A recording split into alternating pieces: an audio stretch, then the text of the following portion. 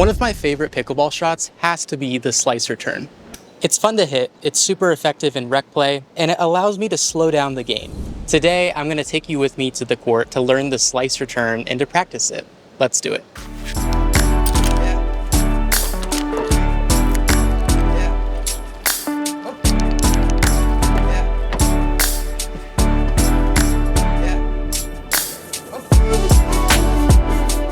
So we're here at the pickleball court and we have the ball machine set up. But before we start, I want to explain what makes the slicer turn so special. The slicer turn is a game changer because it does three things really well. First, it neutralizes power. When someone's crushing serves at you, the slice takes all of that pace and turns it into a slow, controlled shot that lands deep in their court. Second, it keeps the ball low. The underspin keeps the ball close to the ground after it bounces, which makes it harder for your opponent to attack. And third, it buys you time.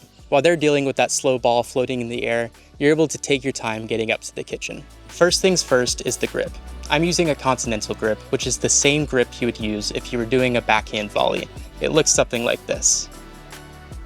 This grip naturally opens the paddle face and makes it easier to get under the ball. My ready position is pretty normal for a slicer turn. I'm standing about 3 or 4 feet back from the baseline. This gives me plenty of time to set up and react for the shot. The swing path is where the magic really happens though. Instead of just swinging through the ball, like in a normal return, I'm coming down and through the ball in a high to low motion.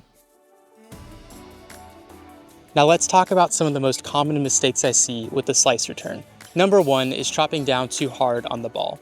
If you chop down too much, then you lose control of the ball and it typically goes straight into the net. Instead, think down and through. There should still be forward momentum on your swing. Number 2 is the wrong contact point. If you let the ball get too close or too far away from your body, you lose the clean contact you need for good spin. You should be hitting the ball at about an arm's length away from your body. And number 3 is your follow through. Your follow through should start high and end low across your body to get the maximum spin on the ball. Something important to know though is that the slicer turn isn't always the best shot. So here are a few opportunities to use it to its best advantage. Against hard, flat serves where you need to neutralize the speed on the ball. When the game's moving a little too fast and you need to slow it down. Against opponents who love to rush the net after their third shot. Once you've mastered the basics, here are a few tips to take your slicer turn to the next level.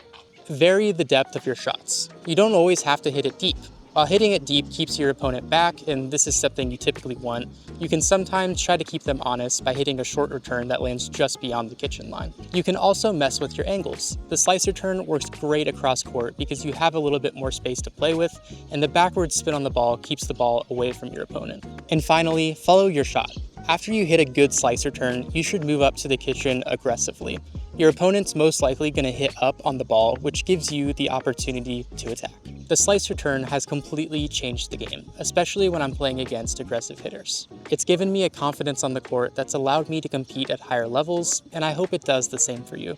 If this helps at all, be sure to like and subscribe, and I'll see you in the next one.